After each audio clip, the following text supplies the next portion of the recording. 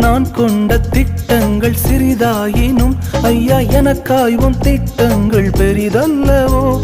புழுதியில் இருந்து என்னை உயர்த்தினீரே, ராஜாக்களோடு அமர்த்தினீரே. புழுதியில் இருந்து என்னை உயர்த்தினீரே, ராஜாக்களோடு அமர்த்தினீரே. உந்தன் கிருபைகளை எண்ணி நான் பாடுவேன், உந்தன் மகிமைதனை தினம் நான் ருசிப்பேன். அல்லேலுயா அல்லேலுயா அல்லேலுயா அல்லேலுயா.